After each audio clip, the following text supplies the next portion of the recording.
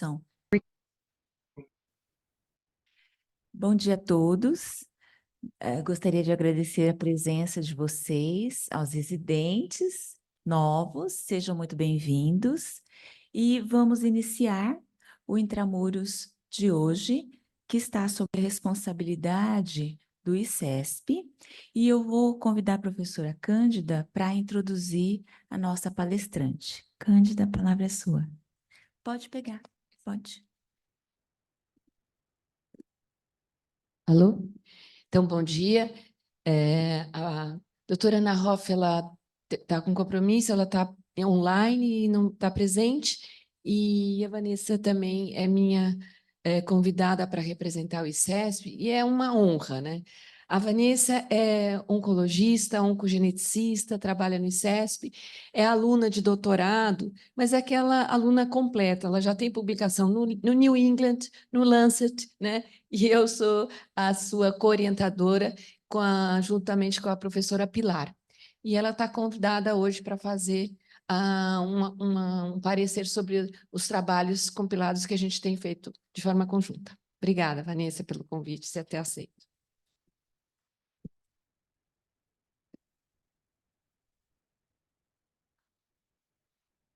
Primeiramente, bom dia a todos. É uma honra para mim estar aqui na Faculdade de Medicina. Agradeço o convite da professora Cândida, da professora Ana Hoff, da professora Berenice, de todos presentes.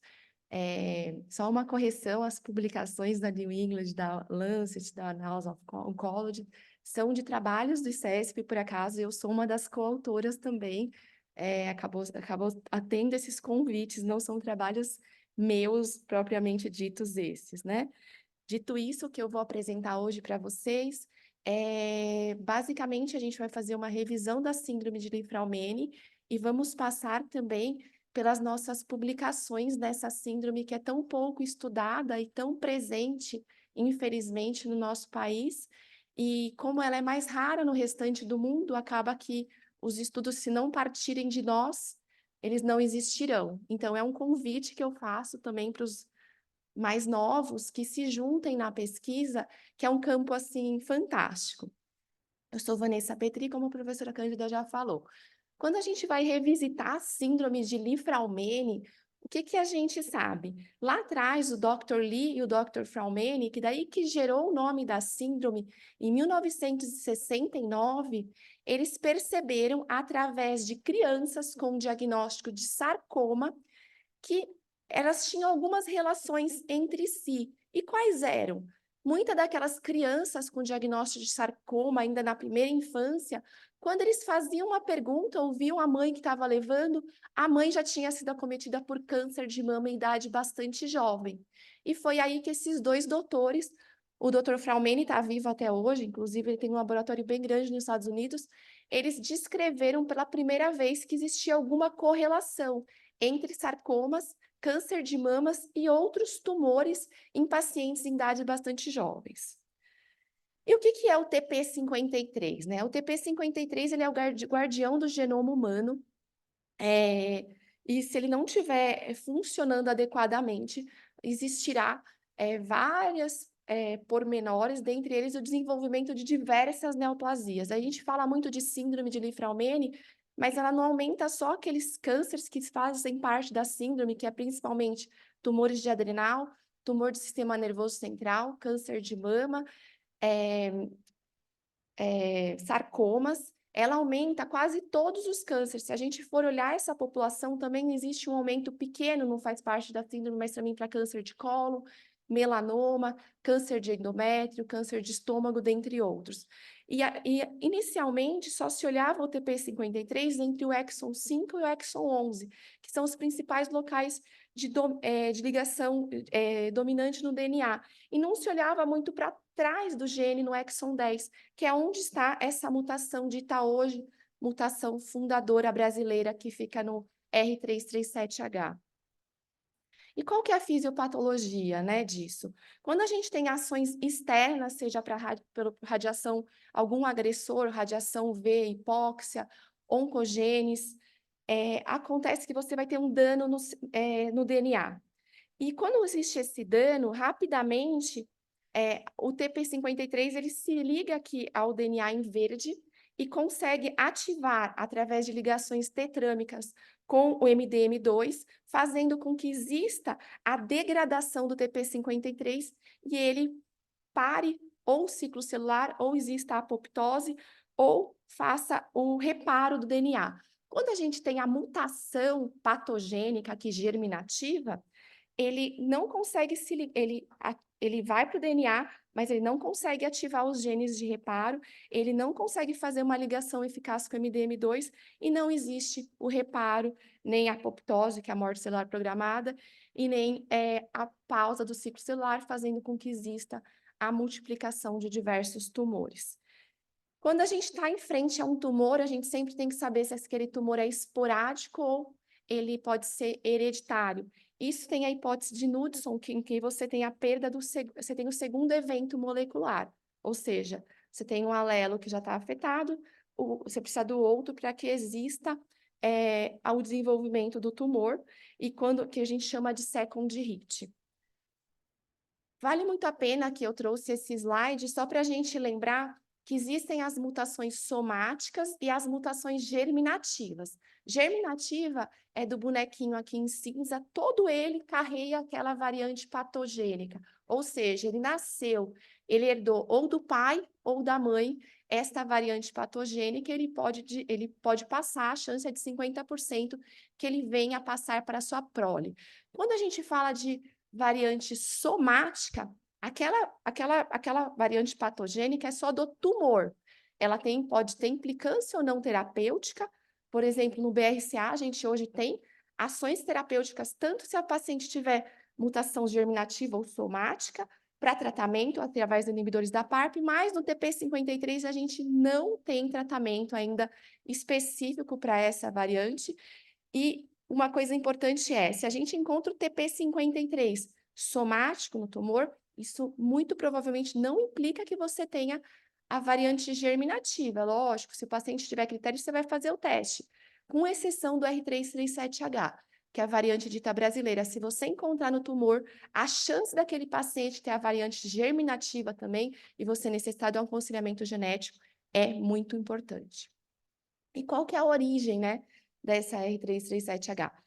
A publicação tanto do pessoal do Sul quanto das pessoas aqui da endocrinologia da USP, foram dos primeiros que descreveram essa síndrome do R337H na variante dita fundadora brasileira no R337H, que é aquela história dos tropeiros, que parece que todas as pessoas que desenvolvem, que carregam essa variante patogênica, eles têm entre si como se houvesse o mesmo haplótipo. Foi visto nessa publicação da doutora Emília Pinto, com a orientação da professora Ana Cláudia, que existiam em 95% dos pacientes com tumores de adrenal a variante patogênica A3. Se a gente for ver, eram pacientes sem relações entre si, que eles não eram da mesma família e não tinham nenhum parentesco, algo que é quase impossível a gente ter na população em geral.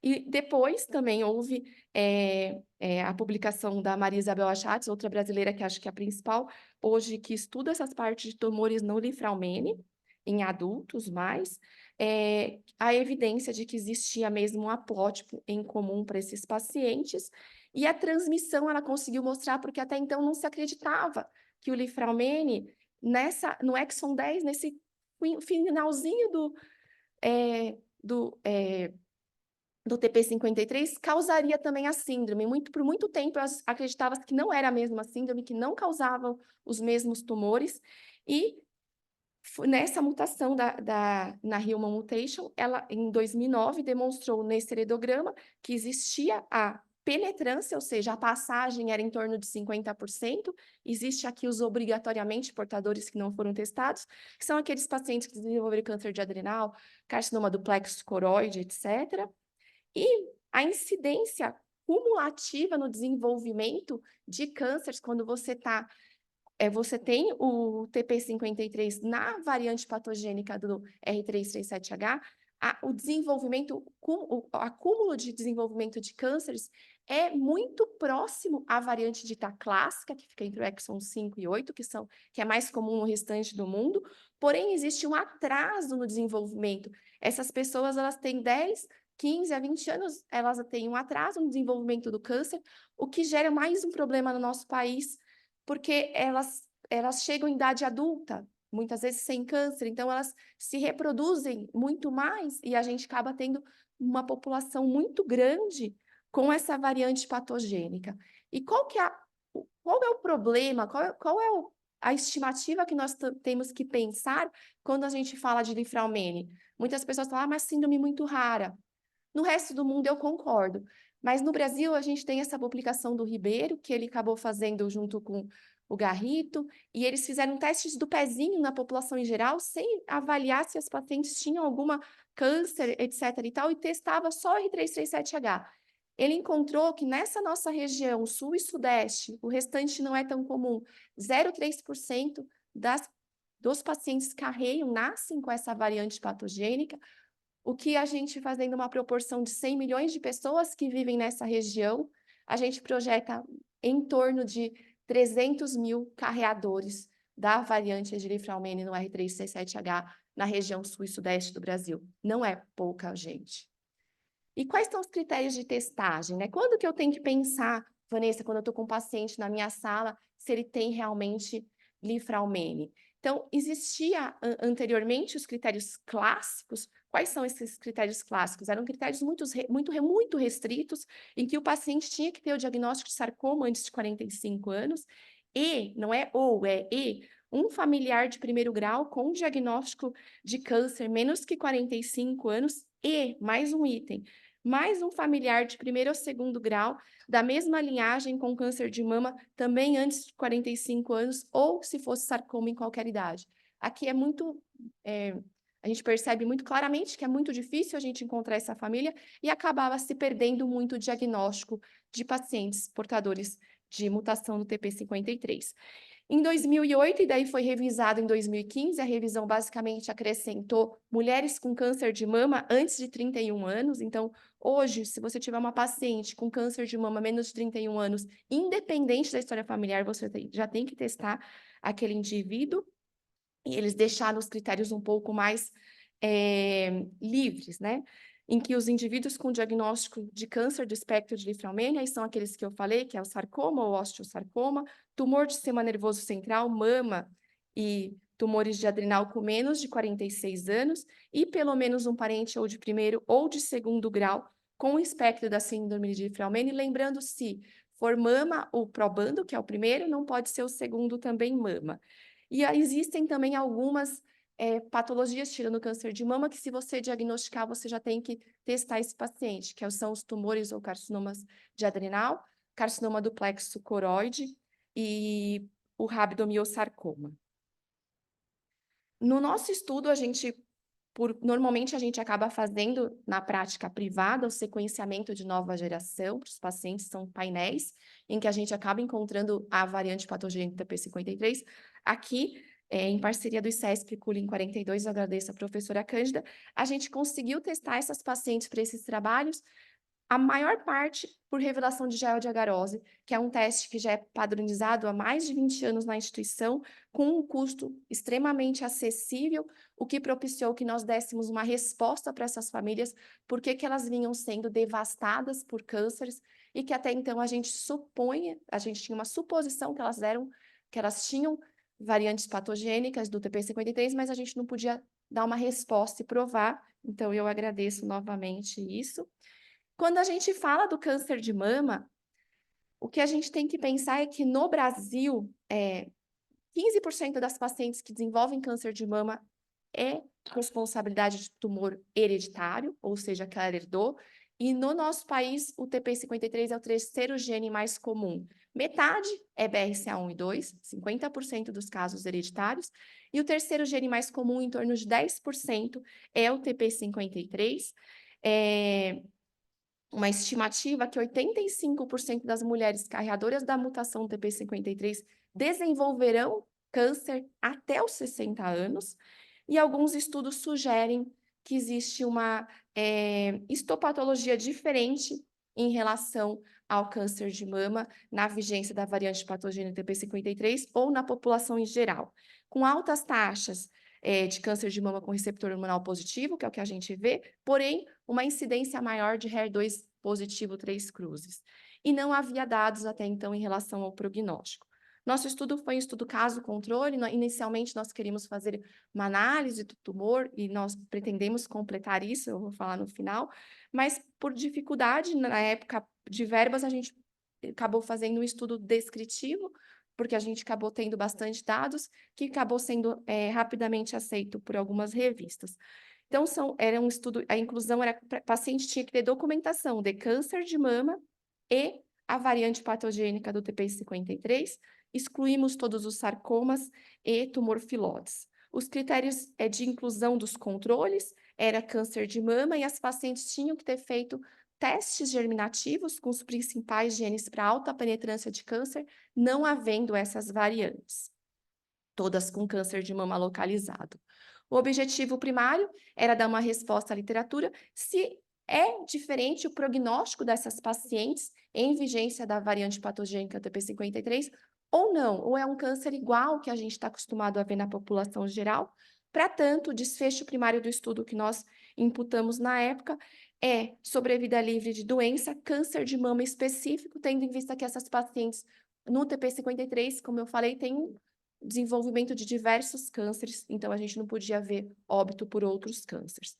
A amostra do estudo foi 41 casos, pode parecer pouco, mas você conseguir juntar isso, TP53 e câncer de mama, essa daqui, na época da publicação, era a maior casuística disso do mundo, e com 82 controles, um estudo 1:2, uma amostra total de 138 pacientes.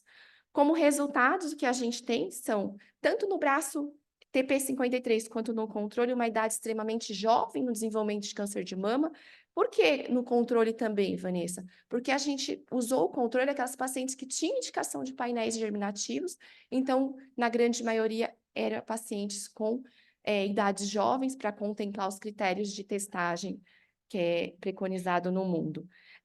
A gente percebe que receptores hormonais não havia diferença, porém, existia uma maior incidência de HER2 positivo e o estadiamento um pouquinho mais de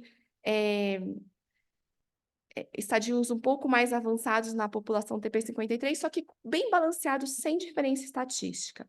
O que a gente encontrou quando a gente fez o teste dessas pacientes? A gente encontrou que nessas 41 pacientes com câncer de mama e TP53, quase 70%, 68% eram carreadoras da variante fundadora brasileira, e o restante aí que tinham as variantes ditas clássicas. Então, a gente pode perceber que o problema realmente no nosso país é bem maior do que no restante do mundo, com segmento de 51 meses no braço das mutadas e 41 no controle. Houve o desenvolvimento do segundo tumor primário no TP53 em 41% das pacientes, sendo que o principal câncer foi o câncer de mama contralateral, ou seja, um segundo tumor primário. 9% das pacientes desenvolveram sarcoma e 7% câncer de pulmão. Aí, 2 pacientes tinham desenvolvido tumor radioinduzido, o que fez a gente, nesse meio do doutorado, também, que a gente já sabia que a radiação, ação do UV, dano, ele não tem como ser reparado, e já era descrito na literatura até então que a radioterapia desenvolvia diversos tipos de câncer, e principalmente na paciente com lifraumene em incidência maior, na população em geral não, e a gente já já tinha engavetado esse outro trabalho que foi feito em concomitância. Só para terminar no controle, 9 pacientes, 10% desenvolveram um segundo tumor primário e não houve pacientes que desenvolveram tumores radioinduzidos no controle. Então, só para a gente ver, existiu uma diferença significativa entre novo câncer de mama primário na população TP53, 13% versus 1% com diferença significativa, e a sobrevida livre de recorrência em 5 anos foi de 79% no TP53, 93% no controle, porém sem um P significativo ainda, o que sugere que pode ser que exista, e essa foi uma das, também uma das, aventado pelos revisores, a casuística, apesar de ser difícil, ela é pequena e a gente deve fazer propostas para fazer estudos multicêntricos. E a sobrevida a câncer de mama específico também, em 5 anos, 92% das pacientes no TP53 mutado estavam vivas pelo câncer de mama versus 98% no braço controle, ainda também sem P significativo. Com relação à sobrevida global, nas pacientes TP53, 12% das pacientes faleceram, sendo 2 por câncer de mama específico e 3 pacientes faleceram devido a outras neoplasias, como osteosarcoma, câncer de pulmão e sarcoma pleomórfico. No braço controle, 3% das pacientes faleceram, sendo 2 por câncer de mama e uma faleceu, infelizmente, pela pandemia do Covid-19. E aqui estão as curvas de Kaplan-Meier. Como conclusões desse estudo, a gente tem que a sobrevida livre de recorrência câncer de mama específica foi menor no grupo TP53, então elas tiveram uma sobrevida menor, o que sugere um pior prognóstico nessa variante quando desenvolvem um câncer de mama, porém não houve significância estatística. E estudos maiores multicêntricos devem ser encorajados nessa população, tanto para a determinação do prognóstico, quanto para possíveis tratamentos personalizados para essas pacientes. Acabamos publicando esse estudo na The Breast, logo em seguida, e aí nós revisitamos a radioterapia. E o que a gente tem de histórico da radioterapia é que em 1895 foi descoberto o raio-x, em 1896 a radiação penetrante de urânio, e o casal Curie, né, com a Marie Curie, super famosa, eles descobriram estudos de rádio e polônio. Inicialmente, se tratava, inclusive, doenças benignas com radioterapia, como lúpus, acne e cânceres de pele basocelular, mas o que foi visto logo na sequência é que havia o desenvolvimento de tumores radioinduzidos na população em geral, e com várias documentações na época de sarcomas ósseos, sarcoma osteogênico de fêmur, o que, em pacientes que trabalhavam aqui com radiação, o que propiciou que essa entidade fosse administrada apenas quando necessário para pacientes normalmente portadoras de câncer. Então, os sarcomas radioinduzidos é uma entidade heterogênea, malignidade rara, cerca de 3% só dos sarcomas, e o risco de desenvolvimento em 10 anos na população em geral, para a gente ver, é 0,03% a 0,8%, ou seja, muito raro, mas não é raro na TP53. E os subtipos mais comuns na população em geral é o angiosarcoma de mama, o osteosarcoma e o sarcoma pleomórfico. Aqui, para a gente saber o efeito da radiação, né? Ele faz um dano direto ao DNA, a liberação do ROS, um efeito bystander, que ele age também nas células adjacentes e propicia mediadores inflamatórios que facilita a carcinogênese no local ou nas áreas próximas onde há a radiação. E a relação dose-risco, a relação dose e resposta é incerta, especialmente em extremos, doses mais baixas e nas mais absorvidas. E a carcinogênese induzida pela radiação depende do dano ao DNA, porém mantendo a capacidade celular proliferativa. Em teoria, acima de determinadas doses, as células perderiam o seu potencial carcinogênico. E o que tem a ver a radioterapia com as alterações genéticas, né? O BRCA, que é o mais comum, não encontrou nenhum aumento de câncer radioinduzido, a gente tem diversas publicações que investigaram isso e não existe. Com retinoblastoma, parece que existe um aumento de sarcomas em partes moles de radiação. E qual que era o nosso intuito? Eu sou oncologista e trato basicamente câncer de mama. Era na síndrome de Li-Fraumeni que a gente tinha uma publicação que era, basicamente, ele juntou poucos pacientes, que eram 12, e esse médico que é francês, Dr. Raymond, e ele demonstrou que uma incidência de 33% de tumores radioinduzidos nessa população TP53 e câncer de mama.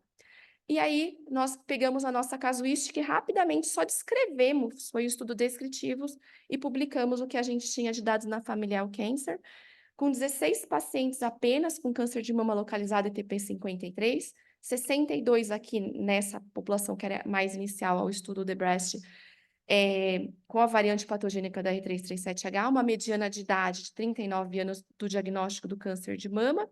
75%, infelizmente, recebeu radioterapia, porque nós não tínhamos a documentação que elas eram carreadoras do TP53 na época da decisão terapêutica, ou seja, o médico não podia falar que ela ia para mastectomia ou adenomasté, porque ele não sabia que a paciente era carreadora do TP53, a gente até então não tinha teste, só conseguimos contemplar com o estudo.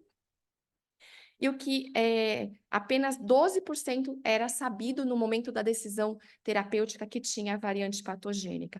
Como resultado, no segmento de 52 meses, 16 pacientes do nosso estudo desenvolveram câncer de mama radioinduzido, algo extremamente triste, e outras neoplasias que as pacientes também desenvolveram, nós catalogamos na publicação. Logo depois, aí incorporamos essa publicação, ela ficou até uma partezinha do NCCN e foi colocado para evitar a radioterapia nas pacientes com câncer de mama inicial na variante patogênica TP53, isso em 2021. Até então não existia essa prerrogativa tão enfática. Eu mesma participei de congressos em que diziam que a gente não existia diferença. A assinatura molecular, aqui eu não vou me deter, se existe alguma diferença do tumor radioinduzido nos sarcomas ou não. E os critérios diagnósticos que o que a gente tem para tumores radioinduzidos, não na população do TP53, é que normalmente na população em geral os tumores radioinduzidos são bem mais tardios e quando ela carreia o TP53 são até mais precoces. Nesse estudo, que foram avaliados pacientes que atendiam a sarcomas radioinduzidos, com 107 pacientes, a grande maioria mulheres, mediana diagnóstico 68 anos, latência 10 anos, na população em geral, tá, gente? Dose mediana de radiação 50 grays, e o local mais comum da localização era a parede torácica e mama. E os subtipos mais comuns que eles tinham eram o sarcoma de mama, osteosarcoma e sarcoma pleomórfico indiferenciado. Que são os que eles avaliavam. Lembrando que o angiosarcoma mamário radioinduzido é um tumor de difícil diagnóstico, normalmente parece lesões benignas cutâneas, então o que propicia, às vezes, o médico demorar para fazer o diagnóstico, que é o que a gente sempre esclarece na residência, pacientes que irradiaram a mama, principalmente na nossa população, porque a gente não tem o teste no ICESP, sempre ficar atento à possibilidade de tumores radioinduzidos. Nessa publicação também teve esses osteosarcomas, porque o campo da radioterapia chegava a pegar até parte de face, e também tinha incluído também pacientes com câncer de cabeça e pescoço. E outros sarcomas radioinduzidos, dependendo da área da irradiação, também houve aumento em regiões de abdômen. Aqui são os critérios demográficos e clínico-patológicos, eu não vou me deter. O que a gente tem que ficar em mente é que o prognóstico é pior. Se você tem um sarcoma já não é um prognóstico bom. Quando ele é radioinduzido, a sobrevida ainda é pior e parece que a resposta aos tratamentos ainda são piores. Doença localizada não tem muito papel. O que a gente faz é hoje extrapolar os dados de sarcoma no geral. Os tratamentos são basicamente cirúrgicos e algumas vezes até reirradio o local, que a gente tem que tomar cuidado na nossa população, principalmente que a gente não testa, e o tratamento com quimioterapia também é realizado. Doença metastática, também dados extrapolados da literatura de sarcomas, e o que a gente tem mais dados é angiosarcoma de mama. E aí essa publicação da Familial Cancer, que eu acabei de falar para vocês, e a gente, logo na sequência, um ano depois, com uma casuística maior, nós levamos o pôster de radioterapia em câncer de mama inicial para o Congresso Europeu e tivemos a felicidade de ter ele como o melhor pôster de categoria câncer de mama inicial. Aí, nessa época, nós tínhamos 49 pacientes com a variante patogênica germinativa e câncer de mama. Era um trabalho de formiguinha, porque a gente analisou o prontuário de 1999, ainda em papel, até 2023. E o que a gente teve na nossa casuística maior é que houve o desenvolvimento na nossa população de 10% de câncer, de sarcomas radioinduzidos na paciente com TP53, o que deve sempre chamar muito atenção para essas pacientes com câncer de mama. Se a gente não pensa em TP53, a gente não corre atrás para testar, a gente irradia, a gente está dando, às vezes, até um problema maior do que o câncer de mama para ela. A ocorrência não foi influenciada pela dose, que era uma dúvida, não existia essa resposta na literatura. A dose influencia? No nosso trabalho, que era com poucas pacientes, aqui foram só 3, não houve diferença com relação à dose da radioterapia. 100% das pacientes que fizeram o planejamento 2D desenvolveram sarcomas e uma paciente com IMRT. E não houve desenvolvimento do 3D, que foi a grande maioria, que talvez o que os radioterapeutas tenham hoje se for preciso, necessário irradiar essas pacientes, fazer com o planejamento 3D. E aí, agora recente, um mês atrás, publicamos também na Red Journal, que é a principal revista de radioterapia, esses dados na sequência da apresentação do pôster na ESMO, em que nós avaliamos exatamente isso,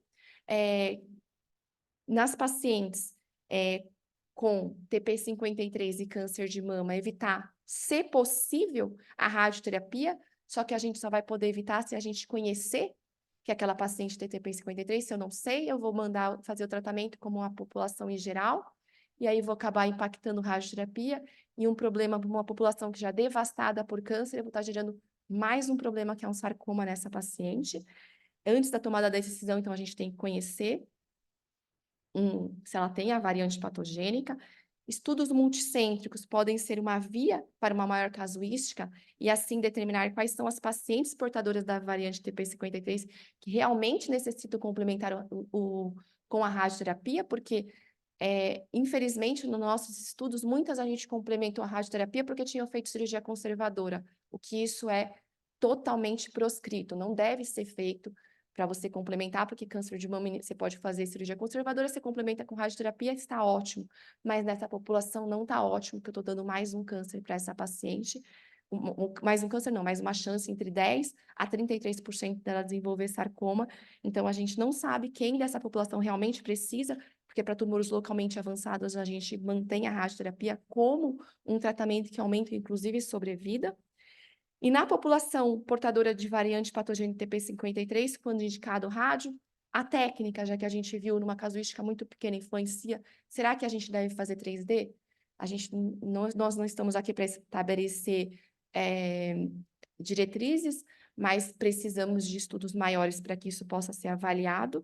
E como projetos futuros que nós temos, né, tanto o ICESP em parceria com a endocrinologia, a gente pretende analisar análise somática dos tumores de mama na vigência da variante patogênica TP53 e nos tumores radioinduzidos também. Aí, para finalizar, eu gostaria de agradecer principalmente os pacientes, os familiares e os cuidadores dos participantes, porque sem eles, esses estudos e outros que nós vamos desenvolver ainda antes da doutora Cândida parar de trabalhar, e a doutora Pilar, graças a ele, porque esses estudos a gente só teve as verbas do teste do NIM 42, foi totalmente institucional. A minha querida orientadora, a professora Maria Del Pilar Esteves Dias, e a minha co-orientadora, doutora Maria Cândida Fragoso, e todos os profissionais do ICESP, assim como a instituição, os professores que colaboraram ao programa de pós-graduação. Aqui a gente acabou apresentando 4 pôsteres nos congressos durante esses 3 anos de doutorado, e eu deixo aqui um recado para os novos residentes, né, que a gente sonha, se a gente sonhar sozinho, a gente não realiza nada. Mas a gente vai atrás de parcerias. Eu bati na porta da doutora Cândida, não conhecia ela, falei com a doutora Pilar. Na época, nosso estudo era com verba, a gente ia fazer os testes, não conseguimos as verbas, a gente podia ter desistido.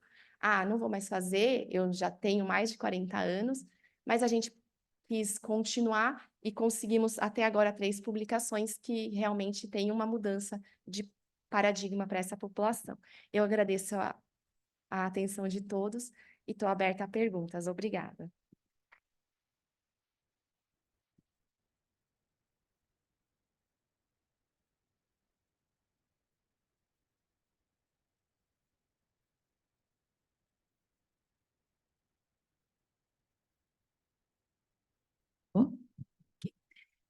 Pode interromper a gravação.